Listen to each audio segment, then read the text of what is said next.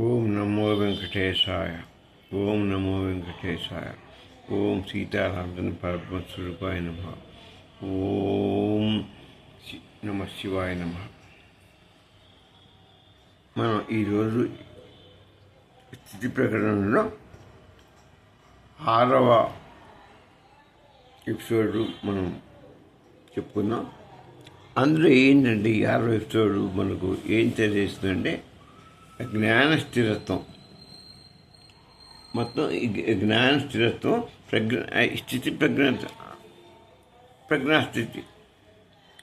ప్రజ్ఞాస్థితి జ్ఞానం ఎలా స్థిరత్వంగా ఉంటుందంటారో దాని గురించి మనం తెలుసుకుందాం.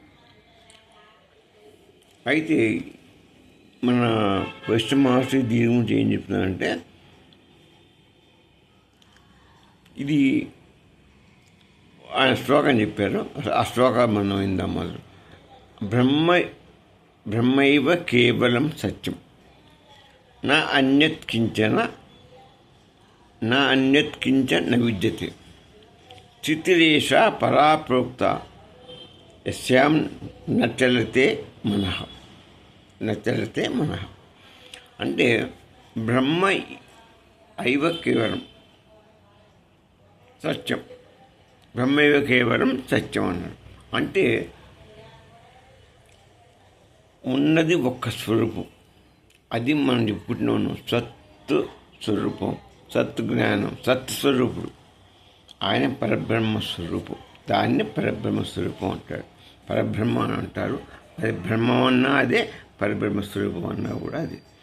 అయితే ఆయన ఒక్కడే సత్తు, దానికి చిత్తు కూడా ఉంటుంది, ఆయనతో పాటు చిత్తు కూడా ఉంటుంది. మనకు సత్ ప్లస్ చిత్తు కలిపితేనే మొత్తం పరబ్రహ్మ స్వరూపం ఒకలాగా మనం తెలుసుకో. రెండు కలిపితేనే రెండు విడదీయలేము మనం. ఒకదానికి ఒక నాణానికి ఒక బొమ్మ బుష్లాగానే కలిసే ఉంటాయి, విడదీయలేము. బ్రహ్మస్వరూపం అంటే ఇద్దరిని బ్రహ్మస్వరూపం అనుకోవాల్సింది. సచిత్తుల్ని ఇద్దరు శాశ్వతులు పరబ్రహ్మస్వరూపం. ఆయన పరబ్రహ్మస్వరూపం, ఈయన పరబ్రహ్మస్వరూపిణి. వీళ్ళిద్దరుంటేనే వీళ్ళిద్దరి ద్వారానే మొత్తం జగత్తు, ఈ భువన లోకాలన్నీ, మొత్తం అండపిండాలన్నీ కూడా మొత్తం నడుస్తున్నాయి. సత్స్వరూపుడు యొక్క ఆయన సద్జ్ఞాన చిద్జ్ఞాన స్వరూపం. ఆయన పూర్తిగా ప్యూర్ 100% క్వాలిటీ కలవాడు. ఎవరు? సత్పురుషుడు, సత్తు. చిత్తు అనేది అమ్మవారు ఉంది, ఈమె అతిగుణ స్వరూపిణి. సత్వజ్ఞానం 3 గుణాలు కలది. సత్వజ్ఞానం, సత్వగుణం, రజోగుణం, తమోగుణంతో కూడుకుని ఉండేది అమ్మవారు. ఈ మనకి జగత్తు ఏర్పడిన జగత్తులో మనం మానవులు ఉన్నా మనందరం కూడా అమ్మవారి యొక్క ద్వారానే అయ్యవారు అమ్మవారిని సహాయంతో ఈ జగత్ సృష్టి మొత్తం నడుపుతున్నాడు. అంటే ఈ సృష్టి మొత్తం 14 భువన కూడా అమ్మవారి ద్వారా నుండి స్వామి యొక్క చైతన్య స్వరూపం వల్ల అమ్మవారి యొక్క అతిగుణాల ఆధారంగా ఈ సృష్టి మొత్తం జరుగుతుంది. అయితే ఇందులో మరి ఎవరు ఎక్కువ తక్కువ అనే సమస్య లేదు. ఇద్దరు సత్చిత్తులు ఇద్దరు కలిస్తేనే సాకారం అవుతుంది సృష్టి. కానీ ఏదైనా స్వామి మనకు అవతారం ఎత్తున్నా అంటే వెంకటేశ్వర రాని వారిగా మనకు స్వరూపం నిండి అంటే సాకారం అయ్యాడంటే అమ్మవారి యొక్క ఇత్తోనే, ఆమె యొక్క ఇత్తోనే ఆయన సాకారం పొందాడు, రాని వారు దూహించాడు. ఎవరైనా మనం చూస్తున్న ఆకార వస్తువు ఉన్నది అంటే అమ్మవారి యొక్క సహకారం లేనిది. అమ్మవారే సృష్టించేది సృష్టి. ఆయన చైతన్య స్వరూపుడు, స్వామి చైతన్య స్వరూపుడు. ఆయన బీజం ఇస్తాడు, అమ్మవారు మనకు రూపం ఇచ్చి సారూప్యత చెందింపజేస్తుంది అమ్మవారు. అందరూ చైతన్య స్వరూపుడుగా ఆయన స్థిరపడితే దానికి మన శరీరానికి చలనం అంటూ వస్తుంది. చలనం వచ్చి ఆయన స్వరూపం మన ఈ రూపం నుంచి వెళ్ళిపోతే, చైతన్య స్వరూపం పోయిందంటే మనం మరణం అన్నమాట. ఆయన ఉంటే జననం, లేకపోతే మరణం. ఇదే ఉన్నటువంటి రహస్యం. అయితే ఇప్పుడు అందుకనే బ్రహ్మైవ కేవలం సత్యం, అటువంటి బ్రహ్మస్వరూపుడు ఆ సత్స్వరూపం ఒక్కటే నిత్యమైనది. అమ్మవారు చేసేటువంటి సృష్టి మొత్తం కూడా మన కంటికి కనపడుతుంది. కనుక మనం అమ్మవారి సృష్టిగా చెప్పే కదా, మనం అంత కంటికి కనపడే వస్తువు ప్రతిదీ కూడా అది నశించిపోతుంది. మొత్తం నశించిపోయే వస్తువులే. ఈ సృష్టి మొత్తం కూడా నశించిపోయేది. మాయా జంతువు అంటే అమ్మవారిని మాయ, అజ్ఞానం, అవిద్య అని పిలుస్తారు. ఈ అమ్మవారిని అవిద్య, అజ్ఞానం ఏం పిలుస్తారు? ఇవన్నీ ఒకటే పేరు. అమ్మవారికి ఉన్న పేరు అమ్మే అవిద్య, అమ్మే అజ్ఞానం, అమ్మే ఇది. మా శక్తివంతురాలమ్మ. అమ్మ సామాన్యమైన శక్తి కాదు. అమ్మ లేనిది స్వామి చేరుడు. ఒక సృష్టి జరపాలన్నా అమ్మ సహాయం కావాలి. ఆయన ఒక అవతారం ఎత్తాలన్నా అమ్మ సహకారం కావాలి. అమ్మ ఉంటేనే ఆయనకు ఈ సృష్టి చేయగలడు. ఎందుకంటే ఆమెకు మాత్రమే ఉన్నాయి 3 గుణాలు. ఆ గుణాలు లేనిది మనం సృష్టి కాలేం. ఆ త్రిగుణాలతోనే సృష్టి జరుగుతుంది. అందుకని త్రిగుణ స్వరూపిణి అమ్మవారు. ఇక మన యొక్క కర్మలను బట్టి 3 గుణాలు చేస్తుంటే మన సత్వగుణమా, రజగుణమా, తమగుణమా, మన గుణాలు బట్టి అవి మన జన్మలన్నీ ఉద్భవిస్తుంటే దాన్ని ఆధారంగా తీసుకొని మనకు నడుస్తుంటుంది. అయితే అందుకొరని ఇప్పుడు ఏమంటున్నాడు? బ్రహ్మైవ కేవలం సత్యం. ఆ బ్రహ్మ పదార్థం ఒక్కటే సత్యము. మరి ఇంకొకటి నాణ్యత్కించిన విద్యతే. ఇక మిగతాదంతా ఈ మన కంటికి కనపడే వస్తువులు ఇవన్నీ ఈ సృష్టి బంధనం, మన సంసార బంధనాలు అయితే జీవ సృష్టి మొత్తం అంతా మన కంటికి కనపడే వస్తువులు అన్నీ అశాస్త్రం నశించిపోయేవే అనే మాట చెప్తున్నాడు స్వామి. బ్రహ్మే కేవలం సత్యం నా అన్యత్కించిన విద్యతే. అంటే ఆ మిగతా అన్నీ కూడా నశించిపోయేవి. ఎన్ని కూడా శాస్త్రాలు కావు. ఒక్క బ్రహ్మ మాత్రం శాశ్వతం. స్థితిరేవ పరాప్రోక్త యస్యాం నత్యలతే మనః. బ్రహ్మ ఒక సత్యం, త్రికాల బాధితం. అది 3 కాలాలలో ఉంటుంది. ఈ త్రిగుణాలు మనం 3 కాలాల త్రికాల బాధిత సత్యం. ఈ 3 కాలాలను భూత వర్తమాన కాలం మనని ఈ జీవ సృష్టిని, ఈ సృష్టి మొత్తం కూడా 3 కాలాల్లో బాధించబడుతుంటాయి. మన ఇదివరకు బాధపడ్డాం, ఇప్పుడు బాధపడుతున్నాం, ముందు కూడా మళ్ళీ బాధపడతాం. ఎట్లా బాధపడతాం? మన కర్మానుసారంగా బాధపడతాం. మంచి కర్మలు తీసుకుంటే మంచిగా అనుభవిస్తాం, చెడు కర్మలు తీసుకుంటే చెడుగా బాధపడతాం. కర్మానుసారిని మనకు జన్మలు వస్తాయి. ఆ జన్మ అనుకోవడంగా మన యొక్క కర్మల యొక్క ఫలితాలుగా మనకు బాధలు, కష్ట సుఖాలు, సుఖ దుఃఖాలు అవన్నీ ఏర్పడుతుంటాయి అన్నమాట. అది మన మనసు ఎక్కడికి కదలదు. ఇది ఈ నిలిచిన స్థితి, నన్నెత్కించిన ఇతరం ఏది లేదిగా, ఇంకో వస్తువు లేదు. అమ్మవారు చూస్తే ఇది ఉన్నది, నిలిచిన అదే స్థితి. ఇంకా నచ్చలితే మన ఈ మనసు కాదు కదా నిత్యత్వం.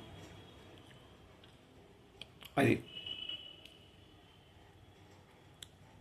ఇక దీన్ని ఏమంటారంటే ఇంకో బ్రహ్మసూత్రంలో అతతో బ్రహ్మ జిజ్ఞాస. ఇక్కడ స్థితి ప్రకారం బోధన చెప్తుందంటే స్థితి మనకు కలగాలంటే మొదట జిజ్ఞాస ఉండాలి మనకి. మనం ఈ మోక్షం ఈ జన్మ ఎత్తకుండా ఇదంతా చేయగలగాలంటే మనకి మరి ఎట్లా మరి ఎప్పుడు జన్మ ఎత్తుకుంటూ పోవడం అదే మనకు మనం ఎప్పటికైనా మనకు ఈ జన్మ లేకుండా మనం శాశ్వతంగా మోక్షాన్ని పొందాలి అంటే మనం చేయవలసింది ఏంటంటే జిజ్ఞాస కలగాలి. జిజ్ఞాస అంటే కోరిక. ఏమైనా కోరిక ఉండాలి? నాకు జ్ఞానం కావాలని కోరిక, జ్ఞానం పొందాలని అనే ఒక జిజ్ఞాస, ఒక కోరిక మనలో నిండాలి. పట్టుదలతో మనకు జ్ఞానం నేర్చుకోవాలి అనే ఇది మన మనసులో దృఢ నిశ్చయం చేసుకోవాలి. అప్పుడు జ్ఞానం వస్తే వస్తుంది, నిష్ట సంపాదిస్తాం. ఒక స్థిరమైన నిష్ట. ఈ స్థిరంగా మనం దాంట్లో పాల్గొనడం ఎటువంటి పరిస్థితుల్లో మనకు జ్ఞానం కావాలి అని మన నిష్ట ఏర్పడుతుంది. ఆ నిష్ట ఎప్పుడైతే ఏర్పడుతుందో మనకేమైంది, ఈ ఆత్మ ఒక స్థిరత్వాన్ని సంపాదిస్తుంది. స్థిరత్వం స్థిరీకరణ కలుగుతుంది. ముందు కోరుకుండానే, కోరుకున్న తర్వాత ఏం చేస్తాం, దానికి జ్ఞానం సంపాదించాలని ఒక జిజ్ఞాస. అప్పుడు జ్ఞానం వైపు ఈ మనసు అంతర్ముఖం చెందుతుంది. బహిర్ముఖం నుంచి అంతర్ముఖం చెందితే అప్పుడు నిష్ట అనేది ఏర్పడుతుంది. ఆ నిష్ట ద్వారా అంతర్ముఖం ప్రయాణం చేస్తాం. అప్పుడు మనకు స్థితి ఏర్పడుతుంది. ఇక అందుకనే శంకరాచార్యులు కూడా చెప్పారు. ఏమని చెప్పారు? బ్రహ్మసత్యం జగన్మిథ్యం అని చెప్పింది కూడా అదే మాట. స్థితి అంటే నీకు స్థితిలో ఉన్నావు, అనుకున్నాగా ఇప్పుడు స్థితిలో ఉంటావు అనుకున్నాం. లాస్ట్లో ముందే అనుకున్నాం. ముందు జిజ్ఞాస తర్వాత అజ్ఞానం, జిజ్ఞాస ద్వారా జ్ఞానం తర్వాత నిష్ట తర్వాత స్థితి అంటే ఏమిటి అంటే, నీ స్థితి ఏంటి? మన స్థితి ఏంటి? అసలుకి ఆత్మస్థితే కాదు, పరబ్రహ్మస్థితి. మనం జీవుడు కూడా మన ఆత్మ కలవాడు. ఆ పరబ్రహ్మ స్వరూపం యొక్క అంశతో మనం లోపల ఉంది ఆత్మ ఉంది. ఆత్మ దర్శనం కలిగితే మనకు స్థితి ప్రకరణలో పోతే స్థితి మనం నేర్చుకుంటున్నదే. స్థితిలో మనం పోవడం ఎట్లా నేర్చుకుంటున్నాం. ఆ స్థితిలోకి పోతే ఏమవుతుంది? ఆత్మదర్శనం అవుతుంది. ఆత్మదర్శనం అయితే ప్రజ్ఞానం దశ వస్తుంది. ప్రజ్ఞాన దర్శనం మనకు బ్రహ్మదర్శనం ఏర్పడుతుంది. అదే ముక్తి, అదే మోక్షం. అక్కడ చేరుకోవాలి మనం. మన స్థితి అది బ్రహ్మస్థితి మంది ఆత్మస్థితి కూడా కాదు, బ్రహ్మస్థితి. పరబ్రహ్మం మనం అనుకునే అహం బ్రహ్మాస్మి అన్నారు. నేనెవరో కాదయా, ఆ బ్రహ్మ యొక్క స్వరూపాన్ని నేను అనేది తెలుసుకొని పోతే నీకు అహం బ్రహ్మాస్మి అనేది తెలిసిపోతుంది. ఇక రామానుజవాది దీన్నే మన ఏం చెప్పారంటే, నీకు పరబ్రహ్మతత్వం జగత్స్వరూప విశేషం నీకు కలుగుతుంది. ఎప్పుడు పరమాత్మని నీకు ఆత్మజ్ఞానం కలిగితే పరమాత్మ యందు నీకు స్వరూపం యొక్క విశేషణం అంటే ఆయన యొక్క దర్శనం నీకు దొరుకుతుంది. అది ఎట్లా జరుగుతుంది అంటే, ఆ తత్స్వరూప విశేషణం, ఆయన యొక్క స్వరూపం, విష్ణుమూర్తి యొక్క స్వరూపం యొక్క విశేషణం అంతటి వెలుగులో నీకు కనపడతాడు. ఆ విశేషణం నీకు తెలుస్తుంది. స్థిరత్వంలో నీకు తెలిసేది పరమాత్మ విష్ణుమూర్తి అని తెలుసుకొని ఆయన స్వరూపాన్ని ధ్యానిస్తుంటావు. అప్పుడు నీకు ఆయన ఉన్నటువంటి విశేషణం నీకు అర్థమవుతుంది. ఆ విశేషణం మనం తీసుకుంటాం. విశేషణం అంటే ఏంటంటే ఆత్మజ్ఞానం కలగడం. విశేషణం పొందామంటే అదేంటి? ఆత్మజ్ఞానం. విశేషణం ఎప్పుడు శాస్త్రం కాదు, పోయేది. ఈ జగత్తంతా పోయేది. విశేషణ ఎన్ని విశేషణాలే. మరి ఈ శాస్త్రం ఏది? పరబ్రహ్మ ఒక్కడే శాస్త్రం. అది మాత్రం పోదు. మనలో ఆత్మ ఉంది, ఆయన కంసే ఆత్మ. అన్ని వస్తువుల్లో ఆత్మ ఉంది. జగత్ మొత్తం నారాయణుడే వ్యాపించి ఉన్నాడు, సర్వోపగతుడు, అంతా సర్వవ్యాప్తి. ఆయన నిర్గుణుడు కాబట్టి ఆయన లేని చోటు, ఆయన కదలని చోటు ఆయన అసలు లేని. కాబట్టి ఆయన స్వరూపం అంటే అది ఎన్ని మన ఉన్నాయంటే ఎన్ని కూడా పోయే వస్తువులు ఎన్ని. కానీ శాస్త్రం ఏంటి? పరబ్రహ్మం ఒక్కటే. మనం పోతాం అన్నమాట. ఈ మన కంటికి కనబడే వస్తువులన్నీ నశించే, ఉండేది మాత్రం ఒక పరమాత్మడే ఉంటాడు, బ్రహ్మ. అది ఆయన విష్ణుమూర్తి శాశ్వతుడు, నిరాకారి, నిర్గుణుడు, సర్వవ్యాప్తి, సర్వజ్ఞుడు అని చెప్తున్నాను. ఇక మధ్వాచార్యులు గారు కూడా అదే మాట చెప్తున్నాడు. ఏమని? నీవు ఈశ్వర భేద నిత్యం నువ్వు వేరే, ఈశ్వరుడు వేరే. అది మాత్రం ఎప్పుడు నువ్వు ఈశ్వరుడు కాలేవు. జీవుడు వేరే, దైవం వేరే, ఈశ్వరుడు వేరే. మరి ఏంటి స్థితి? నీ స్థితి ఏంటి అంటే భక్తితోని నువ్వు ధర్మంతోని నువ్వేం కావాలి? ఆత్మస్వరూప జ్ఞానం సంపాదించుకోవాలి. నువ్వు నీలో ఉన్న ఆత్మ, ఆ పరమాత్మ, ఆయన యొక్క దర్శనం, ఆత్మదర్శనం కావాలి నీకు. ఆ ఆత్మజ్ఞానం కలగాలి. సంపాదించుకోవడానికి అది దొరికితేనే నీకు ముక్తి లభిస్తుంది అని వాళ్ళు చెప్పారు. ఇంకో శ్లోకం, యదా దృశ్యం లయం యాతి ద్రష్టా తిష్టతి కేవల తదా స్థితి పరాజ్ఞేయ బ్రహ్మసూత్రార్థ నిర్ధృత.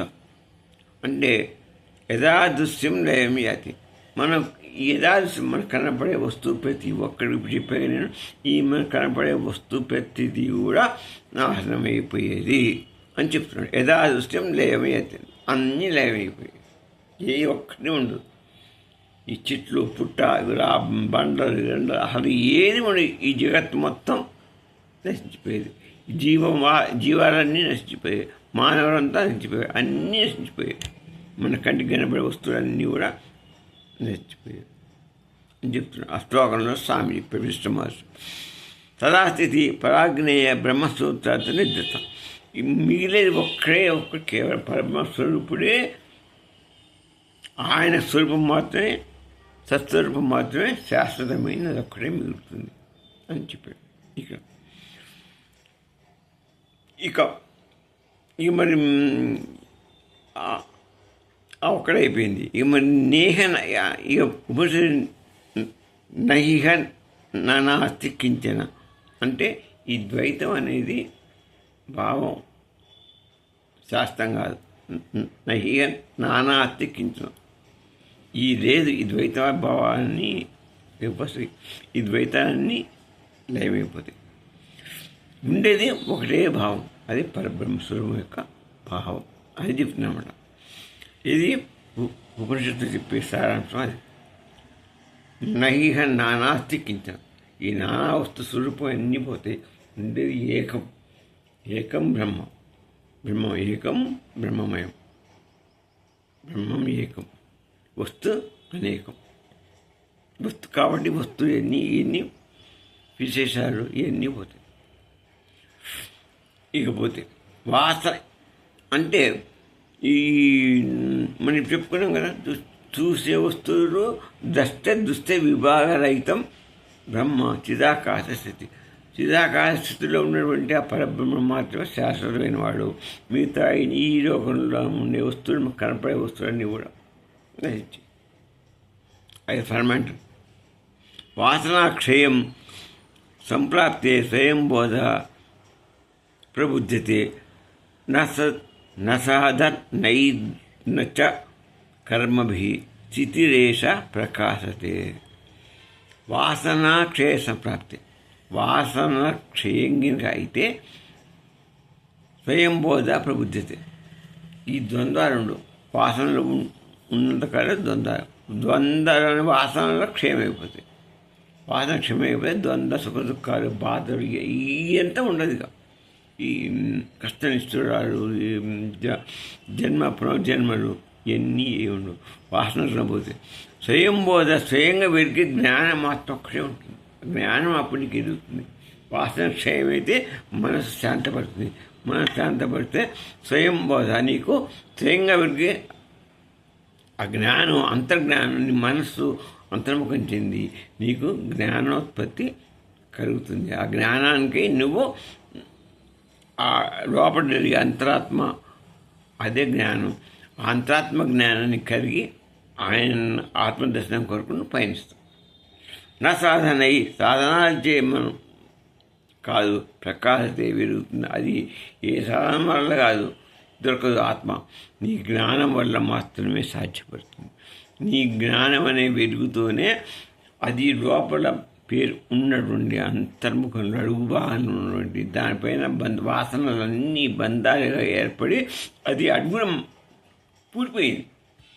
ఈ వాసనలు ఈ వాసనలు అంటే ఏంటి?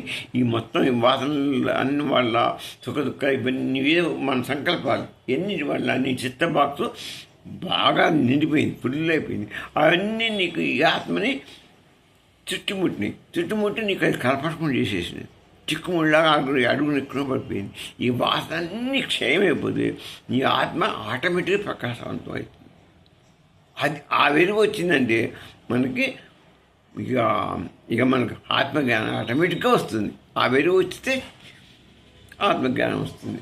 ఎట్లయితే మనకు సూర్యుడు దృష్టి చీడిపోతుందో ఈ వాసన క్షయమైపోతే ఆటోమేటిక్గా ఆత్మప్రకాశం వస్తుంది. ఆత్మ ఇప్పుడు ప్రకాశిస్తూనే ఉంది. కానీ ఈ బంధనాల వల్ల, ఈ వాసనల వల్ల, ఈ బంధనాల వల్ల అది దాన్ని అడ్డుకొని ఈ సూర్యకాంతిని ఈ మబ్బులెట్ట పడితే ఆయన కాంతి ప్రతిబింబించదు, మన ఆత్మ ప్రకాశం మనకు కనపడుతుంది. ఈ అనుకుని వాసనలన్నీ పోవాలి, వాసన క్షయం కావాలి. ఈ ఎంత మెట్టని సాధన వల్ల కాదు, మనం జ్ఞానం వల్లనే మీరు వస్తుంది. జ్ఞానం వల్ల ఈ వాసన పోతుంది. జ్ఞానం సంపాదించుకోవాలి. జ్ఞానం దానికి మార్గం జ్ఞానమే. ఆత్మజ్ఞానం సంపాదించుకోవడమే మార్గం. అప్పుడే నీకు ఈ వాసనన్నీ పోతాయి. ఈ గౌడపాల వారు చెప్పింది అదే. సృష్టి, లయం, సాధన ఇవన్నీ వ్యావహారిక. సృష్టి, స్థితి, లయం ఇవన్నీ వ్యావహారికంగా మనం చూసేవి ఇవన్నీ కూడా. కానీ పారమార్థికంలో ఇవన్నీ పారమార్థికంలో ఈ సృష్టి, స్థితి, లయాలన్నీ కూడా ఏమీ లేవని అయినా నీకున్నది ఏంటి? అజాత స్వరూప అవగాహన మాత్రమే నువ్వు తెలుసుకో. అజాత స్వరూపం అంటే బ్రహ్మస్వరూపము అజాతంగా ఉన్నది. అది పుట్టదు, గిట్టదు.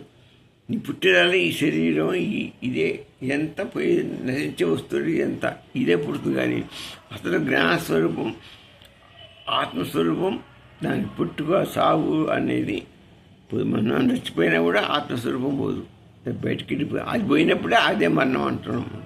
అది వస్తే అదే జననం అంటున్నాం. కాబట్టి అది ఆత్మస్వరూపం. దాని ఆత్మకి పుట్టుక గిట్టడం కానీ ఏది లేదు. రమణ మహర్షి ఏమంటారు? అదే సహజ సమాధి. సహజ సమాధి అంటే ఆత్మజ్ఞానం చేసి కూడా సహజ సమాధి అని స్వామి చెప్తున్నాడు. ఈ మనసుని ఆ మూలానికి మనం అన్వేషించుకుని ఉపయోగిస్తేనే ఆత్మ తెలుస్తుంది. ఈ అంటే బంధాలన్నీ తొలగిచ్చేసేయాలి. తొలగిస్తే ఆత్మ ప్రకాశం. మూలం ఉన్నదేంటి? ఆత్మే పరబ్రహ్మ స్వరూపం. ఇంకో శ్లోకం. కర్తృత్వ భావ శూన్యస్య భోక్తృత్వ అనుపలక్షణం బ్రహ్మణ్యేవ స్థిరా బుద్ధి సాస్థితిరితి కీర్తిత. కర్తృత్వ భావ శూన్యస్య. నువ్వు కర్తృత్వాన్ని భావశూన్యస్య కర్తృత్వాన్ని పెట్టుకోవద్దు. మనం అంటే కర్తృత్వం అంటే నేను చేస్తున్నాను, నేను ఈ పని చేస్తున్నాను, నేను అది చేస్తున్నాను, ఇది నాది, అది నాది, ఇవన్నీ కర్తృత్వం అనుకోదు. అట్నే భోక్తృత్వ ఆలోచన. భోక్తృత్వం కూడా పెట్టు. కర్తృత్వం పెట్టుకోవద్దు. భోక్తృత్వం అంటే నేను అనుభవిస్తున్నాను, నేను సాధించుకున్నాను, అది సాధించి నేను అనుభవిస్తున్నాను. ఆ నేను వద్దు, ఇది నాది, ఈ వస్తువు నాది అని అనుకోవద్దు. నేను నాది రెండు మనకు బంధనాలు. వీటిని మనం నేనే దగ్గర రానికుండా ఉంటే మన బంధనాల నుండి మనం విముక్తులవుతాం. అప్పుడు ఆత్మజ్ఞానం సంపాదించుకుంటాం. అది స్వామి ఇక్కడ చెప్తున్నాడు. ఎందుకు చెప్పి అనుకొని అప్పుడు నీకు ఈ బంధనాలు ఏర్పడకుండా ఉంటాయి. అప్పుడు నీకు ఆటోమేటిక్గా బంధనాలు విముక్తి అయితే నీకు ఆత్మస్వరూపం ఆ వెలుగు నీకు ప్రకాశించబడుతుంది. దాని ప్రకాశం వచ్చిందంటే ఈ చీకటి అంతా పోతుంది, నీకు జ్ఞానోత్పత్తి అవుతుంది. ఆ జ్ఞానోత్పత్తి అయిందంటే బ్రహ్మజ్ఞానం వస్తుంది. బ్రహ్మజ్ఞానం వస్తుందంటే బ్రహ్మస్వరూపంలో నువ్వు చేరిపోతావు. ఆ బ్రహ్మస్వరూపాన్ని నువ్వని తెలుసుకుంటావు. చేరిపోయిన కదే ఆ బ్రహ్మస్వరూపము నువ్వు ఒకటే అహం బ్రహ్మాస్మని తెలుసుకుంటావు. ఎప్పుడు బ్రహ్మజ్ఞానం లభిస్తుంది. ఇక ఇంకో శ్లోకంలో ఇహ పశ్యతి స్వమాత్మానం బ్రహ్మసూత్ర విచారణాలు తస్థితి అనిర్వచ శాంతి సన్నిరూపాధిక. అంటే నువ్వు ఏ పరిస్థితి ఈ లోకాన్ని చూస్తున్నప్పటికీ సోమాత్మానం బ్రహ్మసూత్ర విచారణార్థం. బ్రహ్మ ఆత్మజ్ఞానం కలిగితే నీకు మొదట విచారణ కలిగినప్పుడు నువ్వు చూసినా కూడా నీకు దీని మీద మనసు పోదు, జగత్తు మీద పోదు. బ్రహ్మసూత్ర విచార బ్రహ్మజ్ఞానం నీకు దాని ఎందుకు నీకు తాదాత్మ్యం చెందితే నీకు ఈ రూపం యొక్క తాదాత్మ్యం పోతుంది. నువ్వు ఈ రూప తాదాత్మ్యం చెందితే నీకు ఇవే వస్తుంటాయి. అది నాది, ఇది నాది అని నువ్వు ఈ రూప తాదాత్మ్యం చెందకుండా ఆ తత్వస్థితి బ్రహ్మస్వరూపంలోకి నువ్వు మనసును పెట్టి అక్కడికి పోతే తత్వస్థితి నిర్వాచ్య శాంతి. అది అప్రకృత ప్రకాశమానమైంది. అంతేకాదు అనిర్వచనమైన శాంతి ఏర్పడుతుంది, మనశ్శాంతి ఏర్పడుతుంది. వీటి వల్ల నీకు శాంతి దొరకదు. ఈ లోకంలో ఉన్న వస్తువులను చూస్తే నిత్యం రోజు ఏ రోజుకి ఆ రోజే. ఇవాళ అన్నం తిన్నామంటే మళ్ళీ రేపు తినాలి. ఇవాళ మంచి ఇప్పుడు తాగామంటే ఇంకొక గంట అయింది తాగాలి. ఇది నిత్యం నిత్య దాహం, నిత్య వస్తుంది, నిత్యభక్షం. ఇది దీనికి ఒక్క గంటకు 2 గంటలకు, ఒక రోజుకు 2 రోజులకు 3 రోజులకు వదిలేదు కాదు ఈ ప్రపంచం. శాశ్వతమైంది ఇది. ఇది పంచుకో శాశ్వతం. అనుసరి కట్టడం అనేది నీకు శాస్త్రం. మళ్ళీ ఈ లోకంలో నీ మనసు పెట్టినంత కాలం నీకు బంధనాలు అయిపోతాయి. బంధనం ఆడినంత వరకు జన్మలు ఉంటాయి. మళ్ళీ పునర్జన్మలు, మళ్ళీ రక్త ఇదినే తిరుగులాడుతుంటాం. అట్లా తిరగకుండా ఉన్నా అంటే బ్రహ్మజ్ఞానంలోకి వెళ్ళిపోవాలి. బ్రహ్మజ్ఞానంలోకి వెళ్ళిపోతే నీకు శాశ్వతమైనటువంటి మోక్షం కలుగుతుంది. అందుకే పశ్చతి దర్శించు బ్రహ్మసూత్ర విచారణాత్. బ్రహ్మసూత్ర దాని బ్రహ్మజ్ఞానం విచారం చేస్తే నీకు దీని యొక్క పోతుంది. అది ఆ బ్రహ్మసూత్ర విచారం చేస్తే నీ మనసు శాంతిగా ఉంటుంది. అనిర్వచనీయమైనటువంటి శాంతి. మాటల్లో చెప్పడానికి కాదు, ఉపాధి రహితమైనటువంటి మోక్షం. అక్కడ ఏ ఉపాధి అక్కర్లేదు. నిరుపాధికంగా, నిర్వచనంగా అసలుకి బ్రహ్మశాంతి, బ్రహ్మానంద స్థితిలో పెరుగుకుంటూ ఆ బ్రహ్మానందం చేరుకోవాలంటే బ్రహ్మ విచారణ, ఆత్మ విచారణ మనం చేయాలి. అదే ఆ ఉద్దేశం పెట్టుకుంటే మనకు మనశ్శాంతి, మనకు ఆత్మబోధ, ఆత్మబోధ నుంచి స్వరూప బోధ అన్నమాట. మన స్వరూపం బోధ అంటే బ్రహ్మజ్ఞాన బోధ. ఆ మనమే అహం బ్రహ్మాస్మి తెలుసుకుని ఆ బ్రహ్మ నేను తెలుసుకుంటే నీకు మోక్షం, నీకు ఈ జన్మలు పునర్జన్మ అంటూ ఉండదు అనేది దీని యొక్క ఈరోజు యొక్క ముఖ్యమైనటువంటి ఘట్టం. ఇది చాలా ముఖ్యమైనటువంటి ప్రజ్ఞాన బోధ అన్నమాట. అనుకునే ఇది ప్రజ్ఞాన బోధ. ఒక్క పారి ఏమని చెప్తున్నా అంటే పైన లిస్ట్ ఇది ప్రజ్ఞాన బోధ. మన సామాన్యమైన ఘట్టంగా ఇది జిజ్ఞాస. మొదలు దీనికి కావాల్సింది ఏంటి? జిజ్ఞాస కాదు. ప్రజ్ఞానం నేర్చుకోవాలి. ప్రజ్ఞానం వస్తేనే మనకి స్వామిలో